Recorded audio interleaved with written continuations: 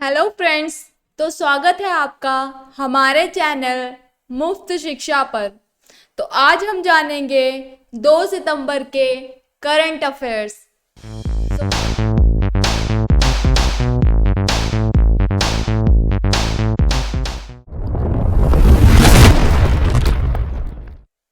So first question है अब हमारा, हाल ही में आईएफएस किसको इस्लामाबाद स्थित भारतीय उच्चायोग में भारत का नया प्रभारी नियुक्त किया गया है? तो उत्तर इसका है गीतिका श्रीवास्तव। आईएफएस यानी भारतीय विदेश सेवा है और यह भारत की सिविल सेवा के तहत ग्रुप ए केंद्रीय सेवाओं का एक हिस्सा है। आईएफएस अधिकारी वैश्विक मंच पर भारत का प्रतिनिधित्व करने के लिए जिम्मेदार होते हैं। वे देश के बाहरी मामलों जैसे कूटनीति, व्यापार और सांस्कृतिक संबंधों से निपटते हैं। तो अब हमारा नेक्स्ट क्वेश्चन है,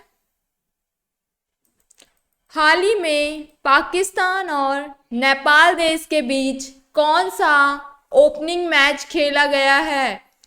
उत्तर है हमारा एशिया कप 2023।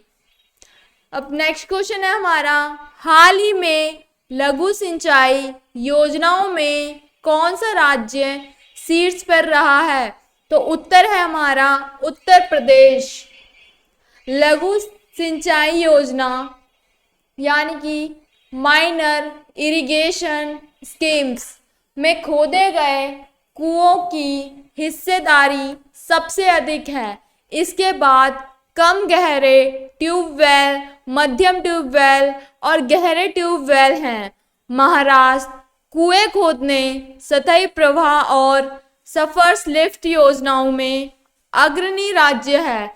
उत्तर प्रदेश, कर्नाटक और पंजाब क्रमशः कम गहरे ट्यूबवेल, मध्यम ट्यूबवेल और गहरे ट्यूबवेल में अग्रणी राज्य हैं। इसी के साथ हमारा नेक्स्ट क्वेश्चन है, हाल ही में किस राज्य के भद्रवाह, राजमा और रामवन सुलाई शहद को जीटीआई टैग मिला है? तो उत्तर है जम्मू कश्मीर। जानेंगे भद्रवाह राजमा क्या होता है। एक भद्रवाह का राजमा है जिसे लाल सेम कहा जाता है और दूसरा शहद है। यह रामवन जिले का सुलाई शहद है। यह चिनाब घाटी के दो बेहद खास प्रोडक्ट्स हैं। उन्हें कहा कि ये उत्पाद क्षेत्र के सामाजिक आर्थिक विकास का माध्यम है। रामवन सुलाई शहद ने न केवल अपने उत्तम स्वाद के लिए बल्कि अपनी जैविक प्रकृति यानी कि बायोलॉजिकल नेचुरल के लिए भी मान्यता प्राप्त की है। दरअसल 2015 में प्रधानमंत्री नरेंद्र मोदी ने ब्रिटेन की अपनी यात्रा के दौरान महारानी एलिजाबेथ को ऑर्गेनिक सुलाई शहद भेंट किया था। उत्तर जैसे कि हम पहले जान चुके हैं कि जम्मू कश्मीर।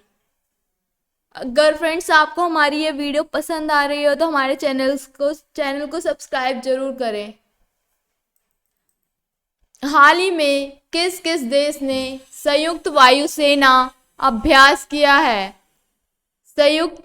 इस संयुक्त अभ्यास में दोनों सेनाओं का अभियान संबंधी तैयारियों का जायजा लेने के लिए कई साजो सामान की तैनाती की गई थी। अभ्यास के पहले हिंद महासागर क्षेत्र में वायुसेना के 2 रणनीतिक मिशन आयोजित किए गए जिसमें राफेल और Su-30 MKI लड़ाकू विमानों ने हिस्सा लिया था। जैसा कि उत्तर आपको स्क्रीन पे दिखाई दे रहा होगा, दक्षिण कोरिया और अमेरिका। अब नेक्स्ट क्वेश्चन है हमारा, हाल ही में केंद्रीय मंत्री नितिन गडकरी ने कहाँ में दुनिया की पहली 100% इथेनॉल कार लॉन्च की है? तो उत्तर है नई दिल्ली। साथ ही जानेंगे इथेनॉल कार के बारे में। एथेनॉल आमतौर पर पेट्रोल से सस्ता होता है, इसलिए इनोवा हाईक्रॉस को एंड एथेनॉल पर चलाने से आपको ईंधन लागत में बचत हो सकती है। स्वच्छ उत्सर्जन एथेनॉल पेट्रोल की तुलना में अधिक स्वच्छ रूप से जलता है, इसलिए इनोवा हाईक्रॉस को एथेनॉल पर चलाने से आपके पर्यावरणीय प्रभाव को कम करने में मदद मिल सकती है।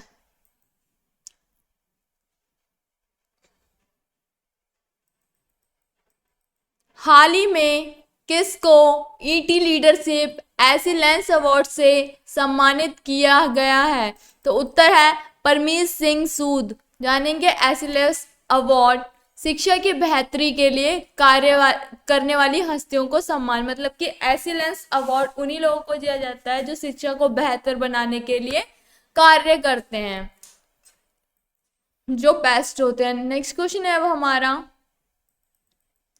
65वें रेमन मैग्सेसे 2023 पुरस्कार की घोषणा में किस भारतीय का नाम भी शामिल है?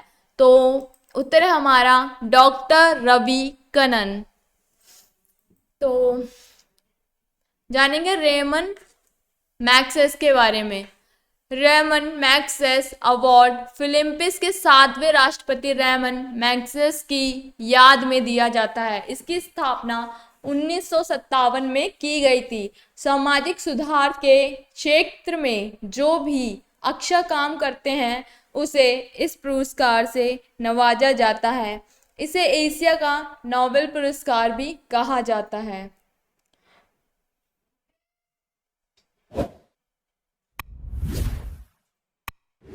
नेक्स्ट क्वेश्चन है अब हमारा केंद्र सरकार द्वारा शुरू की गई मेरा बिल मेरा अधिकार योजना का उद्देश्य क्या था? केंद्र सरकार की करोड़पति बनने वाली इस योजना के तहत लोगों को 1 करोड़ रुपए का इनाम के अलावा और इनाम भी मिलेंगे। इस योजना में हर महीने सरकार 800 लोगों को चुनेगी। ये वो 800 लोग होंगे जो हर महीने अपना जीएसटी बिल ऑनलाइन अपलोड करेंगे।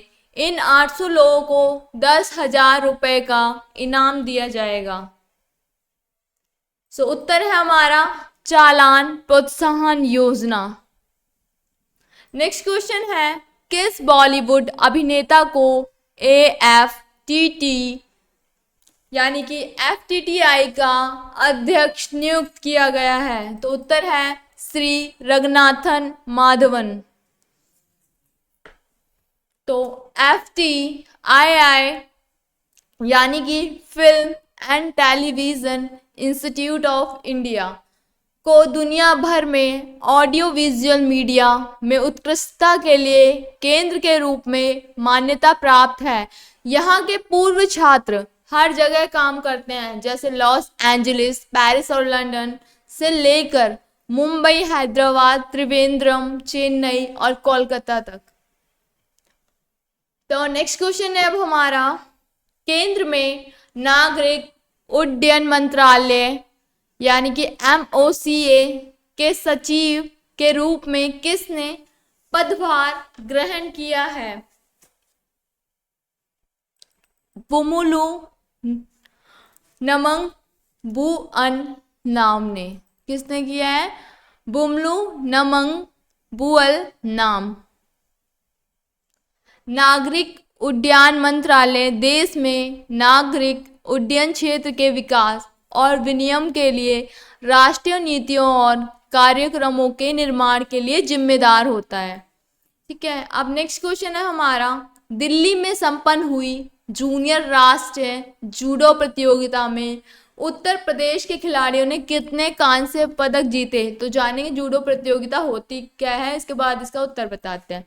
जूडो के एक मैच का उद्देश्य प्रतिद्वंदी को उसके कंधों के बल जमीन पर पटकना, मुख्य रूप से उसकी पीठ के बल जमीन पर गिराना या उसका गला घोटकर, दम घोटकर या उसकी भुजाओं को उलझाकर उसे समर्पण करने पर मजबूर करना है।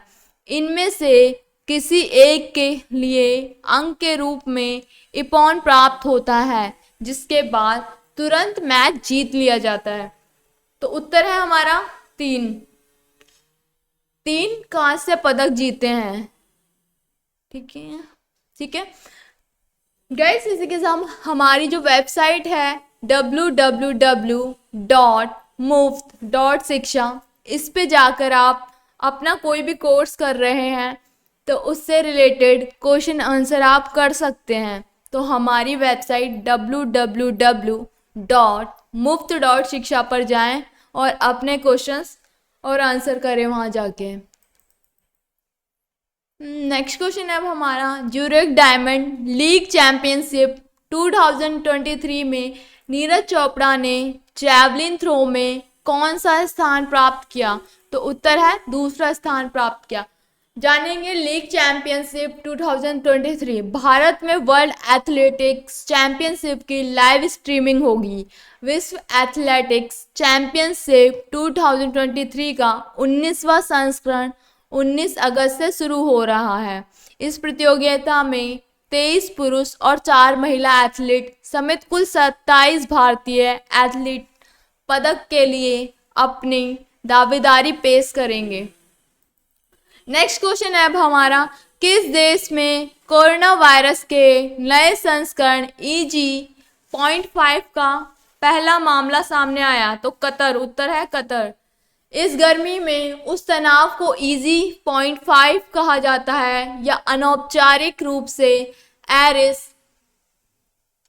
ओम्रिकॉन का वंशज एरिस पहले से ही देश में प्रमुख कोरोना वायरस उपप्रकार है जो किसी भी अन्य एकल तनाव की तुलना में अधिक लोगों को संक्रमित करता है। तो EG.5 के बारे में ये इंफॉर्मेशन थी। नेक्स्ट क्वेश्चन है अब हमारा, बिल ले आओ इनाम पाओ योजना की शुरुआत कहाँ की गई है? तो जालंधर में। अब बिल लाओ इनाम पाओ योजना के बारे में उन्होंने कहा कि इस ऐप पर न्यूनतम 200 रुपये का बिल अपलोड किया जा सकेगा।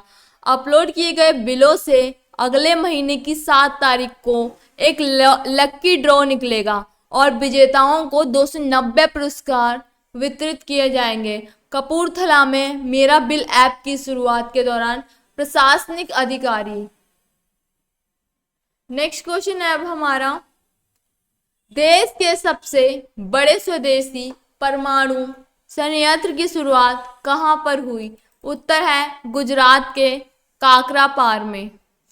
नाभिकीय शक्ति संयंत्र, न्यूक्लियर पावर प्लांट, वे ताप ऊर्जा संयंत्र, थर्मल पावर स्टेशन होते हैं जिनमें उष्मा एक या कई नाभिकीय भट्टियों से प्राप्त होती है।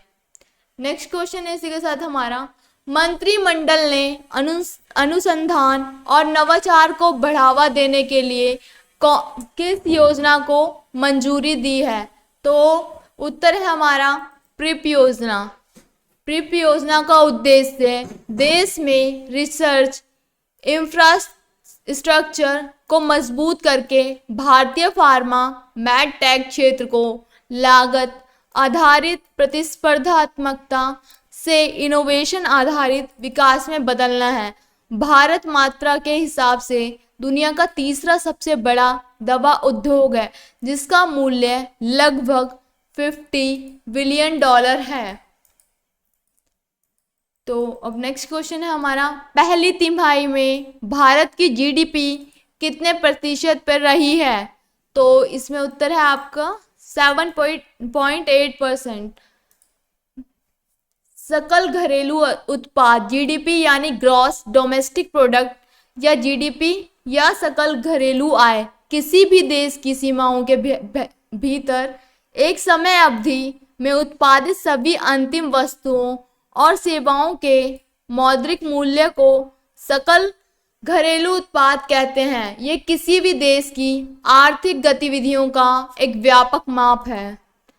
नेक्स्ट क्वेश्चन है हमारा, स्वराज ट्रैक्टर्स के ब्रांड एम्बेसडर के रूप में किसे नियुक्त किया गया है? तो उत्तर है MS धोनी। ब्रांड एम्बेसडर एक व्यक्ति होता है जो किसी विशेष ब्रांड या कंपनी को प्रतिष्ठा और पहचान दिलाने के लिए चुना जाता है। यह व्यक्ति ब्रांड के उद्देश्य और मूल्य को प्रतिष्ठित करने और उन्हें जनता के सामर्थ्य में लाने का कार्य करता है। अब इसी के साथ हमारा नेक्स्ट एंड लास्ट क्वेश्चन है, हाल ही में किस मंत्री ने स्वतंत्र भारत के पहले वित्त मंत्री की प्रतिमा का अनावरण किया है? तो उत्तर है हमारा पीयूष गोयल। इसी के साथ आज की करंट अफेयर्स की वीडियो यहीं कंप्लीट होती है। वीडियो से रिलेटेड कोई भी कंफ्यूजन हो तो हमारे कमेंट बॉक्स में अपनी राय जरूर दें। साथ ही हमारी वेबसाइट www.muft.शिक्षा पर जाकर अपने किसी भी क्वेश्चन, किसी भी सब्जेक्ट से रिलेटेड किसी भी क्वेश्चन का आंसर पाएं। धन्यवाद।